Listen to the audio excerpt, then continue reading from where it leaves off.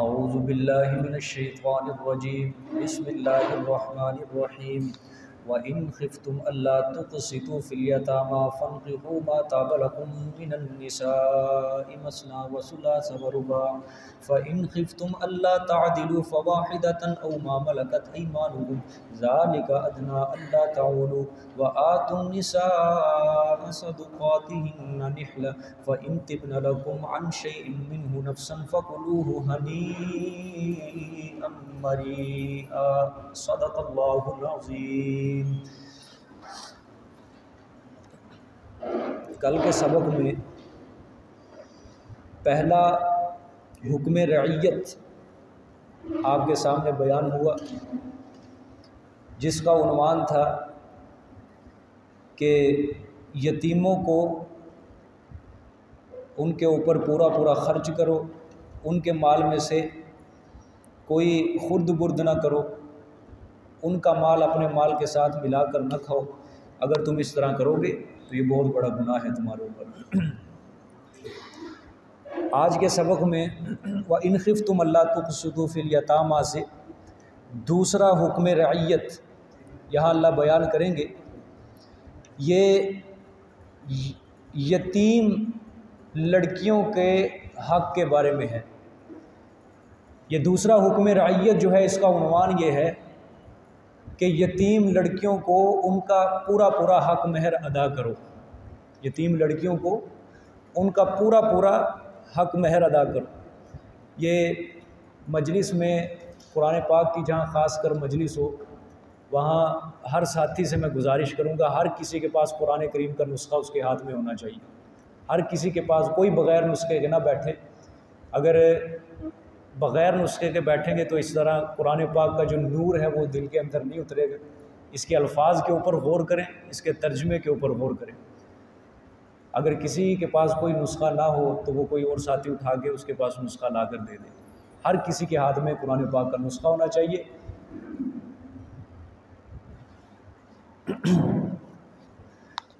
تو دوسرا حکم رعیت کہ یتیم لڑکیوں کو ان کا پورا حق مہر ادا کرو۔ ترجمہ دیکھ لیں، پھر میں آپ کو یہ پوری آیت سمجھاتا ہوں۔ وَإِنْ خِفْتُمْ أَلَّا تُقْسِطُوا، اور اگر تم خطرہ کرتے ہو، اللہ تقسطوا، یہ کہ انصاف نہ کر سکو گے تم یتیموں کے بارے میں۔ یہاں پر یتیموں سے مراد میں ترجمہ کرنے لگا ہوں، یتیم لڑکیوں کے بارے میں تم انصاف نہ کر سکو گے۔ فَانْكِحُوا مَا طَابَ لَكُم مِّنَ النِّسَاءِ، پس نکاح کرو تم وہ جو حلال ہیں، لکم واسطے تمہارے، من النساء عورتوں سے، مثنا دو وثلاثہ یا تین ورباع یا چار۔ یہ سمجھ لیں مسئلہ۔ زمانہ جاہلیت کے اندر یتیم لڑکیوں کی بہت زیادہ حق تلفی کی جاتی تھی۔ دو طریقے تھے اس کے۔ پہلا طریقہ یہ تھا کہ اگر کوئی لڑکی یتیم ہو جاتی، اس کا باپ فوت ہو جاتا، تو اگر اس لڑکی کے پاس خوبصورتی بھی ہوتی تھی، حسن و جمال بھی ہوتا تھا، اور ساتھ اس کے پاس مال بھی ہوتا تھا بہت زیادہ، تو اگر اس کا کوئی والی وارث یا متولی اس کا اگر بن جاتا، چچا زاد یا تایا زاد، وہ کہتا کہ خوبصورتی بھی ہے اس کے پاس، مال بھی ہے، وہ اس کے ساتھ خود ہی نکاح کر لیتا تھا۔ اس کا لالچ اس کی یہ ہوتی تھی کہ مال بھی میرے پاس رہے گا اور خوبصورتی بھی میرے پاس رہے گی، لیکن اس کی حیثیت کے مطابق جو اس کا حق مہر بنتا تھا وہ اس کا پورا ادا نہیں کرتا تھا، نہ اس کے ساتھ اچھی حسن معاشرت کرتا تھا، بالکل اس کی حقوق تلفی کرتا تھا۔ تو اللہ تعالیٰ نے منع فرما دیا کہ یتیم لڑکیوں کی اس طرح حق تلفی نہ کرو، بلکہ ان کو پورا اگر تم ان کی حیثیت کے مطابق حق مہر نہیں دے سکتے تو پھر ان کا نکاح کسی اور جگہ کر دو، یہ تمہارے لیے ناجائز ہے، تم حق تلفی نہ کرو۔ اسی طرح دوسری حق تلفی یہ کرتے تھے کہ اگر کوئی یتیم لڑکی ہو جاتی تھی تو خوبصورتی اگر اس کے پاس نہیں ہوتی تھی لیکن مال ہوتا تھا، تو وہ آدمی خود تو اس کے ساتھ نکاح نہیں کرتا تھا، نہ کسی کے ساتھ ہونے دیتا تھا اس کا نکاح۔ تو اس کا مقصد کیا ہوتا تھا کہ لالچ، کہ مال اس کا میرے قبضے کے اندر رہے گا۔ اللہ تعالیٰ نے منع فرما دیا، اگر تم یتیم لڑکی کی حق تلفی کرتے ہو یہ تمہارے لیے جائز نہیں ہے، بلکہ اگر تم نکاح کرنا چاہتے ہو تو تمہارے لیے دوسری عورتیں ہیں۔ فَانْكِحُوا مَا طَابَ لَكُم مِّنَ النِّسَاءِ، پس تم نکاح کرو وہ جو تمہارے لیے عورتیں حلال ہیں، یعنی یتیم لڑکی کے علاوہ اس کی جان چھوڑو۔ اچھا، یہاں پہ ایک سوال ہے، یہ یتیم لڑکی، میں نے کل کہا تھا نا کہ یتیم جو ہوتا ہے وہ بلوغت تک بس یتیم رہتا ہے، تو یہاں لڑکی کا نکاح ہو رہا ہے تو لیکن اللہ تعالیٰ نے یتیم کہا ہے۔ یہ اللہ نے احساس دلوانے کے لیے، وارث اور متولی کو احساس دلانے کے لیے کہ دیکھ یتیم لڑکی ہے، چھوڑ اس کا احساس کر، اس کا بیچارے کا کوئی والی وارث نہیں ہے، اس کی تو حق تلفی نہ کر۔ یہ اللہ تعالیٰ نے احساس دلانے کے لیے لڑکی کے لیے یتیم کا لفظ استعمال کیا ہے، سمجھ آئی ہے۔ پھر اللہ نے فرمایا کہ اگر تم یتیم لڑکیوں کی حق تلفی کرتے ہو یہ تمہارے لیے ناجائز ہے، اس کے علاوہ تمہارے لیے جو عورتیں حلال ہیں تم ان کے ساتھ نکاح کرو، 2 کرو نکاح، 3 کرو یا 4 کرو، تمہارے لیے ہر طریقے سے جائز ہے۔ نکاح 1 کرو، 1 سے زیادہ کر سکتے ہو 2 کر لو، 2 سے زیادہ 3 کر سکتے ہو 3 کر لو، 3 سے زیادہ 4 کر سکتے ہو 4 نکاح کر لو، تمہارے لیے جائز ہے 3، سمجھے۔ یہ اب آپ نے یہاں پہ بات غور سے سمجھنی ہے، یہ جو حکم ہے یہ عام امتی، عام مسلمان کے لیے حکم ہے کہ 4 نکاح وہ بیک وقت 4 عورتیں اپنے نکاح کے اندر بیک وقت رکھ سکتا ہے، 4 سے زیادہ اپنے نکاح کے اندر عورتیں نہیں رکھ سکتا، یہ اس کے لیے حرام ہے، سمجھ آئی ہے۔ ہاں نبی اللہ کا جو ہوتا ہے وہ اس حکم سے مستثنا ہوتا ہے، اللہ کا نبی اس حکم سے مستثنا، وہ 4 سے زیادہ بھی رکھ سکتا ہے، لیکن عام امتی کے لیے یہی حکم ہے کہ وہ 4 عورتیں بیک وقت اپنے نکاح کے اندر رکھ سکتا ہے، 4 سے زیادہ نہیں رکھ سکتا۔ لیکن ان 4 کو رکھنے کے بھی اسلام نے مشروط قرار دیا ہے، ایک کے ساتھ اگر وہ انصاف پورے کر سکتا ہے، دوسری کے ساتھ اگر وہ پورا انصاف کر سکتا ہے، اس کے ساتھ حسن معاشرت اچھی طرح ادا کر سکتا ہے، حق مہر نان نفقہ سکنا پورا ادا کر سکتا ہے، انصاف پورے کر سکتا ہے تو 2 نکاح کر لیتا ہے، 3 نکاح کر سکتا ہے، پورے انصاف کر سکتا ہے، حسن معاشرت اچھی ادا کر سکتا ہے تو 3 کر لے، 4 کر لے، انصاف کرنا ہے پورا، وہ مالی اعتبار سے بھی مضبوط ہے، جسمانی اعتبار سے بھی مضبوط ہو تو پھر اس کے لیے یہ 2 سے 1 سے زیادہ نکاح کرنا جائز ہے، تو لیکن ایک نکاح ہی اس کے لیے بہتر ہے، ایک ہی نکاح اس کے لیے، ایک ہی بیوی کے ساتھ نباہ جو ہے وہی ٹھیک رہے گا۔ اگر وہ انصاف پورا نہیں کر سکتا تو دوسرا نکاح کرنا اس کے لیے کیا ہوگا؟ حرام ہوگا، یاد رکھنا، سمجھ آئیے کہ نہیں۔ ترجمہ پھر دوبارہ دیکھ لیں، وَإِنْ خِفْتُمْ أَلَّا تُقْسِطُوا فِي الْيَتَامَىٰ فَانكِحُوا، اور اگر تم خوف رکھتے ہو یہ کہ نا انصاف کر سکو گے تم فی الیتامہ یتیم لڑکیوں کے بارے میں، فانکحوا پس نکاح کرو تم، ما طاب لکم جو حلال ہے، لکم واسطے تمہارے من النساء عورتوں سے، مثنا 2 کر کے، وثلاثہ 3 کر کے، ورباع یا 4 کر کے، فإن خفتم الا تعدلوا فواحدۃ پس اگر تم خوف رکھتے ہو یہ کہ تم نا انصاف کر سکو گے، وہی بات آگے کہ اگر وہ خوف کر رکھتا ہے کہ میں انصاف نہیں کر سکوں گا 2 کے بارے میں، 3 کے ساتھ انصاف نہیں کر سکوں گا، 4 کے ساتھ انصاف نہیں کر سکوں گا، تو اللہ تعالیٰ نے فرمایا فواحدۃ پس ایک نکاح ہی بہتر ہے۔ یہ فواحدۃ کے اوپر غور کرنا ہے، فا کے بعد اور واحدۃ سے پہلے ایک لفظ ہے فَانْكِحُوا وَاحِدَةً، یہ اصل جملہ ہے، اس طرح مفسرین نے بیان فرمایا، فَانْكِحُوا وَاحِدَةً پس نکاح کرو تم ایک کے ساتھ، بس اگر 2 کے ساتھ نباہ نہیں کر سکتے، انصاف پورے نہیں کر سکتے، 3 کے ساتھ انصاف پورے نہیں کر سکتے، 4 کے ساتھ، پھر ایک نکاح کافی ہے۔ او ما ملکت ایمانکم، یا وہ جو مالک ہیں تمہارے دائیں ہاتھ، مراد اس سے کیا ہے؟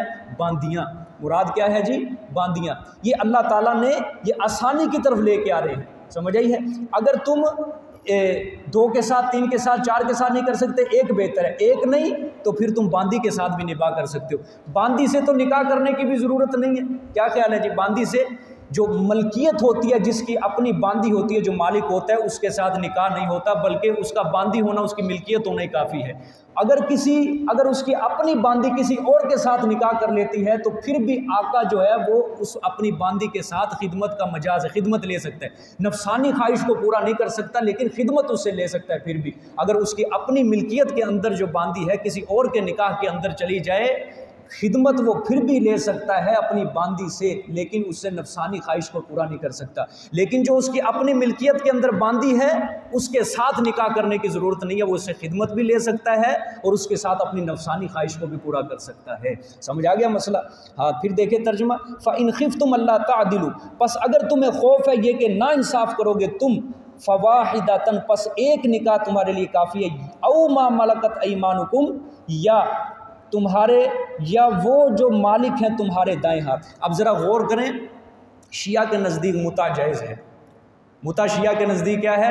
جائز ہے، یہ نکاح نہیں ہے، یہ وقتی طور پہ بس عورت سے نفع اٹھانا ہوتا ہے، بس چاہے یہ کوئی اور عورت ہو، چاہے نکاحی ہوئی عورت ہو، کوئی بھی عورت ہو، بس وقتی طور پہ اس سے نکاح کر لینا ان کے لیے یہ جائز ہے۔ آپ ذرا غور کریں، قرآن پاک نے جو رخصت دی ہے 2 3 4، اگر خوف ہے تو ایک بہتر ہے یا باندیاں۔ اگر متع جائز ہوتا، کسی عورت سے وقتی طور پہ نکاح جائز ہوتا، اللہ اس صورت کو یہاں پہ ذکر کر دیتے۔ سمجھ آئی؟ یہ دلیل یاد رکھنا، یہ متع اگر اسلام کے اندر جائز ہوتا تو اللہ تعالیٰ اس کی رخصت، اس کی اللہ تعالیٰ اجازت اس آیت کے آگے اللہ تعالیٰ جائز قرار دیتے تھے کہ عورت سے تم وقتی طور پہ بھی نفع اٹھا سکتے ہو، لیکن آیت کے اندر وہ مذکور نہیں ہے۔ سمجھ آئی ہے؟ 3 4 2 3 4، اگر نہیں تو ایک بہتر ہے، یا نہیں تو پھر باندھی ہی تمہارے لیے کافی ہے، اس سے تم نفع اٹھا سکتے ہو۔ اب یہاں پہ ایک اور مسئلہ سمجھ لیں، غیر مسلم جو اقوام ہیں، خصوصاً یہودی عیسائی جو ہے، یہ اسلام کے خلاف در بدر پروپیگنڈا کرتے رہتے ہیں۔ ہر لمحہ ان کا کوئی لمحہ خالی نہیں جاتا کہ اسلام کے خلاف پروپیگنڈے سے ان کا لمحہ کو خالی ہو۔ جب یہ ہندوستان کے اندر یہ بدبخت آئے، انہوں نے مسلمان کے اسلام کی ترقی کو روکنے کے لیے ہزارہ پروپیگنڈے استعمال کیے، لیکن جب ان کو پتہ چل گیا کہ کوئی پروپیگنڈا، کوئی حربہ ہمارا کامیاب نہیں ہو رہا، انہوں نے اسلام کے مسائل کو اٹھانا شروع کر دیا۔ سب سے پہلے جو انہوں نے مسئلہ اٹھایا تو وہ مسئلہ تعدد ازواج کا تھا۔ انہوں نے مسلمانوں کے خلاف الزام لگائے کہ مسلمان جو ہیں یہ عیاش ہیں، یہ شہوت پرست ہیں، ان کا اسلام انہیں 2 سے زیادہ نکاح کرنے کی اجازت دیتا ہے، 3 سے زیادہ نکاح کرنے کی اجازت دیتا ہے، زیادہ بیویاں 4 بیویاں رکھنے کی اجازت دیتا ہے۔ یہ مسلمان جو ہیں یہ عیاش ہیں، شہوت پرست ہیں، ان کا اسلام انہیں یہ حکم دے رہا ہے۔ حالانکہ مسئلہ قرآن پاک کے اندر واضح ہے کہ اگر تم انصاف نہیں کر سکتے 2 بیویوں کے ساتھ، 3 بیویوں کے ساتھ، 4 بیویوں کے ساتھ، تو پھر تمہارے لیے ایک نکاح ہی بہتر ہے۔ سمجھ آ گیا؟ اسلام پھر یہی اجازت نہیں دیتا، اسلام پھر یہ بھی شرط لگاتا ہے کہ اگر تم جسمانی لحاظ سے، مالی لحاظ سے مضبوط ہو، ایک دوسرے کے پورے انصاف پورے ادا کر سکتے ہو، تو پھر تمہارے لیے دوسرا نکاح جائز ہے، بغیر تم نکاح نہیں کر سکتے۔ سمجھ آ گئی ہے کہ نہیں؟ اور انہوں نے اسی مسئلے کو پروپیگنڈا بناتے ہوئے زیادہ ہمارے پیغمبر صلی اللہ علیہ وسلم کے اوپر بھی تان و تشنیع کی ہے۔ سمجھ آئی ہے؟ ہمارے پیغمبر صلی اللہ علیہ وسلم، خاص کر یہ فرانس کے یہودی عیسائی، ان ظالموں نے ہمارے پیارے پیغمبر صلی اللہ علیہ وسلم کی طرف انہوں نے تانا لگایا کہ مسلمانوں کا پیغمبر جو تھا نقل کفر نباشت الیاذ باللہ، یہ عیاش تھا، اس نے اپنے حرم کے اندر 1 سے زیادہ بیویاں رکھی ہوئی تھی، یہ شہوت پرست الیاذ باللہ، یہاں تک تان و تشنیع لگائی۔ میں یہ جب آیت آتی ہے میں اس طرح یہ نہیں نکالوں گا جب تک اپنے پیغمبر صلی اللہ علیہ وسلم کو بالکل ان کی زندگی ویسے ہی صاف ہے، لیکن ان بدبختوں کو بتانے کے لیے کہ پیارے پیغمبر صلی اللہ علیہ وسلم کے اوپر جو انہوں نے ہمارے دبا لگایا، داغ لگائے، اس دبے کو میں صاف کرنے لگا ہوں۔ میری کیا حیثیت، لیکن پیارے پیغمبر صلی اللہ علیہ وسلم کی زندگی تو بھی صاف شفاف ہے الحمدللہ۔ لیکن ان کے اعتراض کا جواب دینے کے لیے میں یہاں پہ تھوڑی سی بحث کرنے لگا ہوں۔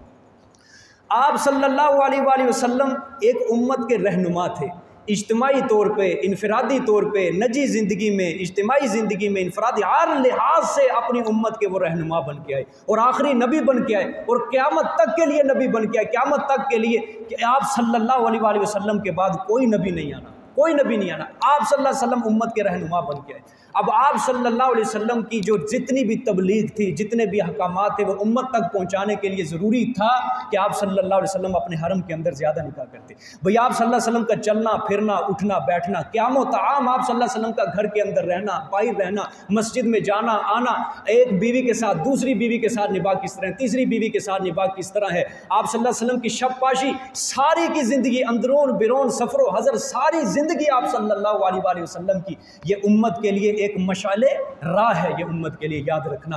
اور آپ صلی اللہ علیہ وآلہ وسلم نے جو اتنی زیادہ شادیاں کی تھی، کیا صرف نفسانی خواہشات کی تکمیل مقصود تھی آپ صلی اللہ علیہ وسلم کی؟ نہیں، بلکہ امت تک زیادہ سے زیادہ تبلیغ اور زیادہ سے زیادہ دین اسلام کے احکامات پہنچانا آپ صلی اللہ علیہ وسلم کا مقصود تھا۔ سمجھ آئیے کہ نہیں؟ ہاں، یہ غیر مسلم اقوام، یہ شہوت پرست لوگ، یہ کیا جانے پیغمبر صلی اللہ علیہ وسلم کی عظمت کو، یہ تو ہر کسی کو اپنے اوپر قیاس کرتے ہیں، ہر کسی کو اپنے اوپر قیاس کرتے ہیں۔ میں اب آپ کے سامنے کہتا ہوں، آپ صلی اللہ علیہ وآلہ وسلم 25 سال 40 سال کا عرصہ جب آپ صلی اللہ علیہ وسلم نے مکہ مکرمہ کے اندر گزارا، پھر آپ صلی اللہ علیہ وسلم نے ہجرت کی مدینہ منورہ کی طرف۔ 25 سال کی یہ جو عمر ہے، یہ دورانیہ ہے، یہ کیسی جوانی کا دورانیہ ہوتا ہے، جوانی سے لبریز، عنفوان شباب جس کو کہتے ہیں، پورا انسان جوانی سے لبریز، پوری ایک سطح کے اوپر اس کی جوانی ہوتی ہے۔ آپ صلی اللہ علیہ وسلم نے پہلا نکاح 25 سال کی عمر میں کیا تھا، اور آپ کو پتہ ہے کیا نام تھا اس بیوی کا؟ حضرت خدیجہ۔ اور اس کی حیثیت پتہ ہے کسی کو؟ کیسی عورت تھی وہ؟ کنواری تھی، مطلقہ تھی؟ نہیں، بیوہ تھی، اور بیوہ بھی ایک خامد سے نہیں 2 خامدوں سے بیوہ تھی، تیسرے نمبر پہ آ کے میرے پیغمبر صلی اللہ علیہ وسلم سے نکاح ہوا تھا، پہلی عورت، پہلی بیوی، سمجھ آئی کہ نہیں؟ پہلی بیوی، یاد رکھنا یہ، اگر کوئی عیسائی آپ کے سامنے یہ بات کر دے اس کو یہ بات سنانا اس بدبخت کو، 25 سال تک کوئی نکاح نہیں کیا، 25 سال کی عمر میں ایک نکاح، پہلا جو نکاح ہوا حضرت خدیجہ رضی اللہ تعالیٰ عنہ حرم کے اندر آئی، اور حیثیت کیا تھی؟ کوئی کماری نہیں تھی، پہلی بیوی جو آ رہی ہے حرم کے اندر ہمارے پیارے پیغمبر صلی اللہ علیہ وسلم کے، کوئی مطلقہ بھی نہیں ہے، کوئی کماری بھی نہیں ہے، بلکہ بیوہ ہے، اور بیوہ بھی 2 خامدوں سے، تیسرے نمبر پہ آ کے میرے پیغمبر صلی اللہ علیہ وسلم کے ساتھ نکاح ہوا ہے، سمجھ آئیے کہ نہیں؟ اچھا 25 سال جب تک، اچھا یہ 25 سال کا دورانیہ بھی کس طرح گزرا حضرت خدیجہ کے ساتھ؟ مہینہ مہینہ غار ہرا کے اندر آپ صلی اللہ علیہ وسلم عبادت کرتے تھے، اور گھر کے اندر تو چند منٹوں کے لیے آتے تھے، چند لمحے گزارنے کے لیے آتے تھے، وگرنہ اکثر و بیشتر آپ صلی اللہ علیہ وسلم غار ہرا کے اندر رہتے تھے۔ 50 سال کی عمر تک آپ صلی اللہ علیہ وسلم نے کوئی نکاح نہیں کیا تھا، صرف حضرت خدیجہ رضی اللہ تعالیٰ عنہ حرم کے اندر رہی تھی، 50 سال تک کوئی نکاح نہیں کیا تھا۔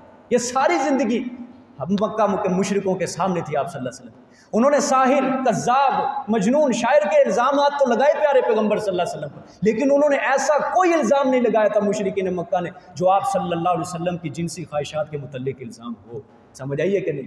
لیکن سوال یہ پیدا ہوتا ہے کہ آپ صلی اللہ علیہ وسلم 50 سال کی عمر کے بعد آپ صلی اللہ علیہ وسلم نے نکاح کرنے شروع، سوال یہ پیدا ہوتا ہے آپ صلی اللہ علیہ وسلم نے نکاح اتنے کیوں کیے؟ کیا وجہ تھی کہ بڑھاپے کے اندر آپ کو کس چیز نے مجبور کیا تھا کہ آپ صلی اللہ علیہ وسلم نے نکاح کیا؟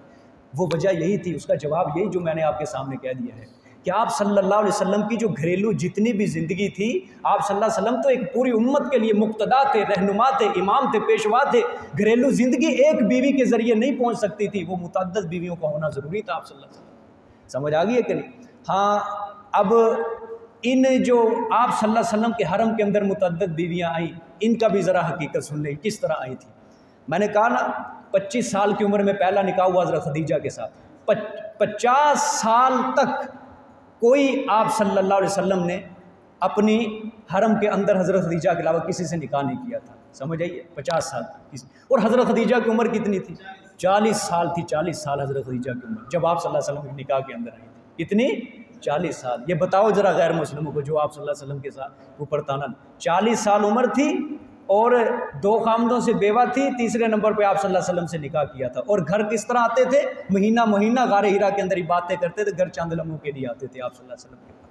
اچھا 50 سال تک حضرت خدیجہ حرم کے اندر رہی، جو 50 سال آپ صلی اللہ علیہ وسلم کے ہوئے حضرت خدیجہ کا ہو گیا انتقال، اس کے بعد پھر آپ صلی اللہ علیہ وسلم نے نکاح کیا حضرت سودا رضی اللہ تعالیٰ عنہ سے، سمجھ آئی؟ اور پھر اس کے بعد نکاح کیا حضرت عائشہ رضی اللہ تعالیٰ عنہ سے۔ جب یہ 2 نکاح ہوئے تھے، حضرت سودا رضی اللہ تعالیٰ عنہ تو آپ صلی اللہ علیہ وسلم کے گھر میں آ گئی تھی، لیکن حضرت عائشہ نہیں آئی تھی، ان کی رخصتی ہوئی تھی نکاح سے 4 سال بعد مدینہ منورہ کے اندر 2 ہجری کے اندر، آپ صلی اللہ علیہ وسلم سے جب نکاح ہوا 4 سال بعد رخصتی ہوئی، 50 سے لے کر 4 تک کتنا سال ہو گئے؟ 54 سال۔ 54 سال کی عمر میں کتنی بیویاں آپ صلی اللہ علیہ وسلم کی؟ ایک تو فوت ہو گئی، فی الحال ہم نے دیکھنا ہے 2 بیویاں ہیں، ایک حضرت سودا ہے اور ایک حضرت عائشہ رضی اللہ تعالیٰ عنہ۔ 1 سال کے بعد نکاح ہوا حضرت حفصہ رضی اللہ تعالیٰ عنہ سے، حضرت سودا کا انتقال ہو گیا تھا، کتنی اب ہو گئی ہیں؟ ایک اور فوت ہو گئی ہے، کتنی رہ گئی؟ 2۔ 55 سال عمر ہے، 2 بیویاں ہیں۔ پھر اس کے بعد نکاح ہوا آپ صلی اللہ علیہ وآلہ وسلم کا حضرت زینب بنت خزیمہ کے ساتھ کچھ ماہ بعد۔ اب 2 روایتیں ہیں، حضرت زینب بنت خزیمہ آپ صلی اللہ علیہ وسلم کے حرم کے اندر یا 3 ماہ رہی، ایک روایت کے مطابق 18 ماہ تک نہیں تھی، زندہ نہیں تھی، یہ فوت ہو چکی تھی۔ پھر کتنی رہ گئی ہیں؟ جی 2 رہ گئی ہیں، ٹھیک ہے۔ عمر کتنی ہے؟ 55 سال ہے۔ پھر آپ صلی اللہ علیہ وسلم کا نکاح ہوا 5 ہجری کے اندر حضرت ام سلمہ رضی اللہ تعالی عنہا کے ساتھ۔ پھر اس کے بعد نکاح ہوا آپ صلی اللہ علیہ وسلم کا حضرت زینب بنت جہش کے ساتھ۔ حضرت زینب بنت جہش کے ساتھ نکاح ہوا، کتنی بیویاں ہیں آپ صلی اللہ علیہ وسلم کی؟ 4 بیویاں ہیں۔ آپ صلی اللہ علیہ وسلم کی اس وقت 58 سال عمر ہو چکی تھی۔ اچھا، جب آپ صلی اللہ علیہ وسلم کی 58 سال عمر ہو چکی تھی، حرم کے اندر کتنی بیویاں ہیں؟ صرف 4 بیویاں ہیں۔ آپ صلی اللہ علیہ وآلہ وسلم الیاذ باللہ اگر نفسانی خواہشات کی تکمیل مقصود تھی آپ صلی اللہ علیہ وسلم کی، پھر آپ صلی اللہ علیہ وسلم اسی وقت نکاح کر لیتے جب یہ آیتیں اتر رہی تھی مثنیٰ و ثلاث و رباع۔ لیکن 58 سال کی عمر میں جا کے آپ صلی اللہ علیہ وسلم نے 4 بیویاں رکھی، اور وہ کس طرح رکھی وہ سارا نقشہ میں نے آپ کے سامنے کیا۔ پھر 6 ہجری کے بعد آپ صلی اللہ علیہ وسلم نے حضرت ام حبیبہ آئی، حضرت جویریہ آئی، حضرت صفیہ آئی، حضرت میمونہ رضی اللہ تعالی، پھر بعد میں یہ سلسلہ شروع ہوا تھا جا کے۔ لیکن صحابہ اکرام رضوان اللہ علیہ آپ صلی اللہ علیہ وسلم کے اوپر اپنی عورتیں لٹانے کے اوپر تیار نہیں تھے۔ اگر آپ صلی اللہ علیہ وسلم چاہتے تو 2 مہینے کے بعد اپنی بیوی بدل لیتے، 2 مہینے کے بعد اپنی جو اپنی جان لٹانے کے لیے تیار ہے، کیا وہ اپنی عورتیں نہیں آپ صلی اللہ علیہ وسلم کے ساتھ نکاح کے لیے دے سکتا تھا؟ آپ صلی اللہ علیہ وسلم کر سکتے تھے لیکن نہیں کیا۔ جو مصلحت کے پیش نظر آپ صلی اللہ علیہ وسلم کو نظر آئے وہ نکاح کرتے گئے، آپ صلی اللہ علیہ وسلم کرتے گئے۔ اچھا، یہ نکاح آپ صلی اللہ علیہ وسلم نے اتنی زیادہ جو حرم کے اندر آئیں آپ صلی اللہ علیہ وسلم کی بیویاں، اس کا امت کو کیا فائدہ ہوا؟ صرف 2-3 واقعات آپ کے سامنے ذکر کرتا ہوں۔ پہلا واقعہ میں ذکر کرتا ہوں آپ کے سامنے حضرت ام سلمہ رضی اللہ تعالیٰ عنہ کا۔ کتب حدیث کے اندر بڑی پڑی ہیں یہ ایسے واقعات۔ ام سلمہ رضی اللہ تعالیٰ عنہ آپ صلی اللہ علیہ وسلم کی یہ واحد خاتون تھی کہ جو بچوں کے ساتھ آپ صلی اللہ علیہ وسلم کے پاس آئی تھی۔ ان کے پہلے خامد جو تھا وہ فوت ہو چکا تھا، تو ان کے بچے تھے جب آپ صلی اللہ علیہ وسلم کے ساتھ نکاح ہوا۔ اب بتاؤ، اگر آپ صلی اللہ علیہ وسلم اس کے ساتھ نکاح نہ کرتے تو امت کو عملی طور پر پتہ نہ چلتا کہ سوتیلی اولاد کی پرورش کس طرح کرتے ہیں۔ یہ آپ صلی اللہ علیہ وسلم نے بتایا کہ سوتیلی اولاد کی اس طرح پرورش کرتے ہیں۔ بخاری شریف کی روایت ہے، حضرت ام سلمہ کا بیٹا تھا حضرت عمر بن ابو سلمہ رضی اللہ تعالیٰ، وہ خود اپنا واقعہ بیان کرتے ہیں کہ مجھے حضور صلی اللہ علیہ وسلم نے اپنی گود کے اندر لے کے پالا تھا، اپنی گود کے اندر۔ ایک بار میں کھانا کھا رہا تھا آپ صلی اللہ علیہ وسلم کے ساتھ پلیٹ میں بیٹھ کر، میں ادھر ادھر ہاتھ پھیر رہا تھا، آپ صلی اللہ علیہ وسلم نے فرمایا کہ عمر بن سلمہ کھانا شروع کرنے سے پہلے بسم اللہ پڑھا کرو اور دائیں ہاتھ سے کھایا کرو اور کھانا اپنے آگے سے کھایا کرو۔ بتاؤ، سوتیلی اولاد کو اپنی حقیقی اولاد کی طرح پرورش کی جا رہی ہے، حقیقی اولاد کی طرح پیار، کہ اپنی پلیٹ کے اندر اس کو کھانا کھلایا جا رہا ہے۔ اگر آپ صلی اللہ علیہ وسلم کا یہ عملی اقدام امت تک نہ پہنچتا تو کسی کو پتہ نہ چلنا تھا کہ سوتیلی اولاد کو بھی حقیقی اولاد کی طرح سمجھا جاتا ہے۔ سمجھ آئی کہ نہیں؟ اس کے بعد حضرت جویریہ رضی اللہ تعالیٰ عنہ جب آپ صلی اللہ علیہ وسلم کے حرم میں آئی، نکاح کے اندر آئی، یہ صحابہ کرام گئے تھے، یہ قبیلہ غزوہ بنو مستلق، یہ بڑا مشہور واقعہ ہے، وہاں سے یہ قید ہو کر آئی تھی۔ ان کی قوم کے کئی لوگ قید ہو کر صحابہ کرام لے کر آئے تھے، قید ہو کر آئے تھے۔ جب یہ حضرت جویریہ رضی اللہ تعالیٰ عنہ آئی تھی حضرت ثابت بن قیس رضی اللہ تعالیٰ عنہ کے حصے میں لونڈی بن کر، تو انہوں نے اپنے آقا سے یہ طے کر لیا کہ میں آپ کو اتنا مال دیتی ہوں، مجھے آپ نے آزاد کر دینا ہے۔ تو آقا نے کہا ٹھیک ہے، یہ آپ صلی اللہ علیہ وسلم کے پاس گئی، جا کے کہا یا رسول اللہ میں اپنے آقا سے یہ طے کر کے آئی ہوں، مجھے اتنا مال دے دیجیے۔ آپ صلی اللہ علیہ وسلم نے فرمایا اس سے بھی بہتر تجھے میں تدبیر بتاتا ہوں، یہ ہے مال تیری طرف سے میں ادا کر دیتا ہوں، میں تجھ سے نکاح کرتا ہوں۔ حضرت جویریہ نے کہا یا رسول اللہ میں خوشی سے اس کو قبول کرتی ہوں۔ جب آپ صلی اللہ علیہ وسلم نے حضرت جویریہ سے نکاح کیا، صحابہ اکرام کے حصے کے اندر ان کی قوم کی کتنی لونڈیاں، کتنے غلام تھے۔ صحابہ نے سوچا یہ تو بن گئے آپ صلی اللہ علیہ وسلم کے سسرال، اب یہ کس طرح گوارا کر سکتے ہم کہ پیغمبر کے سسرال والے ہمارے قبضے کے اندر، ہماری ملکیت کے اندر غلام اور لونڈیاں بن کر جیے۔ سارے صحابہ نے وہ سب کے سب آزاد کر دیے، سب کے سب آزاد کر دیے۔ حضرت عائشہ فرماتی ہے حضرت جویریہ کے متعلق کہ میں نے جویریہ سے بڑھ کر اپنی قوم کے لیے برکت والی عورت آج تک کوئی نہیں دیکھی، کہ جویریہ کی وجہ سے جو حرم نکاح کے اندر آئے صلی اللہ علیہ وسلم کے، اس جویریہ کے نکاح کی وجہ سے بنو مستلق کے گھرانے کے 100 گھر اسی طرح آزاد کر دیے تھے صحابہ کرام۔ یہ ایک مثالیں بھری پڑی ہے۔ حضرت ام حبیبہ رضی اللہ تعالیٰ عنہ ابو سفیان کی بیٹی تھی، اور ابو سفیان پتہ کون تھا؟ مشرک تھا اس وقت، 8 ہجری کے اندر اسلام لے کے آئے تھے یہ، لیکن پہلے تو سارے قدم بقدم اسلام کے خلاف گزار دیے، لیکن یہ بھی اسلام نہیں لائے تھے، لیکن ان کی بیٹی جو تھی ام حبیبہ یہ اسلام لے آئی تھی۔ یہ دوسرا قافلہ جب حبشہ کی طرف ہجرت کر کے گیا تھا، یہ اپنے خامند کے ساتھ چلی گئی حبشہ کے اندر۔ حبشہ کے اندر جا کے ان کا جو پہلا خامند تھا وہ تو نصرانی ہو گیا تھا، عیسائی ہو گیا تھا، وہ اسی طرح فوت ہو چکا تھا۔ پھر آپ صلی اللہ علیہ وسلم نے نجاشی بادشاہ کے ذریعے اس کے ہاتھ پیغام نکاح بھیجا حضرت ام حبیبہ، اس طرح نجاشی بادشاہ نے یہ نکاح کروا دیا آپ صلی اللہ علیہ وسلم کا۔ جب یہ آپ صلی اللہ علیہ وسلم کا نکاح ہو گیا، ابو سفیان کو پتہ چلا کہ میری بیٹی کا نکاح تو رسول اللہ صلی اللہ علیہ وسلم کے ساتھ ہو گیا، تو ابو سفیان نے کہا محمد جو ہے وہ جوان مرد ہے، اس کی ناک کو کبھی نہیں کاٹا جا سکتا، صلی اللہ علیہ وسلم جوان مرد ہے، اس کی ناک کو مثلاً کاٹا نہیں جا سکتا، اس کو کبھی نیچا نہیں کیا جا سکتا، اس کو کبھی ذلیل نہیں ہم کر سکتے، کبھی ہم رسوا نہیں کر سکتے محمد۔ سمجھ آئی ہے؟ آپ صلی اللہ علیہ وسلم نے جو ام حبیبہ کے ساتھ یہ جو نکاح کیا تھا، میرے پیغمبر صلی اللہ علیہ وسلم کی جو غور و تدبر اور فکر تھا وہ تو بہت زیادہ تیز تھا، جنگی مصلحت اس کے اندر کیا تھی۔ جب آپ نے ام حبیبہ کے ساتھ نکاح کیا تو جو کفر کا بڑا قائد ابو سفیان تھا، اس کے حوصلے پست ہو گئے، ٹوٹ گئے تھے اس کے حوصلے۔ یہی تھا نا سب سے زیادہ جنگوں کے اندر مسلمانوں کے خلاف. 8 ہجری میں فتح مکہ کے موقع پر ابو سفیان نے بھی اسلام قبول کر لیا, ان کی بیوی نے بھی اسلام قبول کر لیا, ان کا جو بیٹا تھا یزید اس نے بھی اسلام قبول کر لیا, وہ بھی میرے پیغمبر کا صحابی بن گیا. سمجھ, یہ کتنے واقعات حدیث شریف کی کتب کے اندر میں آپ کو سناؤں, بھرے پڑے ہیں. اس وجہ سے پیغمبر صلی اللہ علیہ وسلم نے اتنے زیادہ نکاح کیے تھے. سمجھ آئیے کہ نہیں؟ اور بھی کئی جوابات ہیں لیکن اتنے آپ کے لیے کافی ہیں. انشاءاللہ پھر کسی اور موقع پہ آپ کو سنا دوں گا. دیکھیں جی دوبارہ ترجمہ. فَإِنْ خِفْتُمْ أَلَّا تَعْدِلُوا فَوَاحِدَةً, پس اگر تم خوف رکھتے ہو یہ کہ نا انصاف کرو گے تم, فواحدتاً, پس ایک نکاح تمہارے لیے کافی ہے. او ما ملکت ایمانکم, یا جو مالک ہے تمہارے دائیں ہاتھ. ذالک ادنا اللہ تعولوا, یہ نکاح کرنا, یہ ایک حرہ یا باندی. اب یہ سمجھنا, ذالک ادنا, یہ ایک عورت کے ساتھ نکاح کرنا یا ایک باندی, یہ زیادہ قریب ہے. ذالک ادنا, یہ ایک باندی, یہ زیادہ قریب ہے. اللہ تعولو, یہ کہ تم ظلم نہیں کرو گے. اللہ تعولو, یہ کہ تم ظلم نہیں کرو گے. قرآن پاک نے ایک بیوی کو زیادہ ترجیح دی ہے. سمجھ آئیے کہ نہیں, کہ ایک بیوی رکھنا, ایک کو ہی لب جاتے وہ بھی کافی ہے, ایک کو نہ بندہ نباہ کر لیتے وہ بھی بڑی ہے. سمجھ آئیے کہ نہیں, ایک جو ہے یہ تمہارے لیے ٹھیک ہے. سمجھ آئیے, یا ایک باندھی ہے وہ تمہارے لیے ٹھیک ہے کہ تم ناانصافی سے بچ جاؤ گے, تم ظلم سے بچ جاؤ گے. سمجھ آئیے, تو ایک یہ تمہارے لیے کافی ہے. آگے یہ تیسرا حکم یہ شروع ہو جاتا ہے. وَآتُوا النِّسَاءَ صَدُقَاتِهِنَّ نِحْلَةً, اور دو تم عورتوں کو ان کے مہر نحلتاً, خوشی کے ساتھ.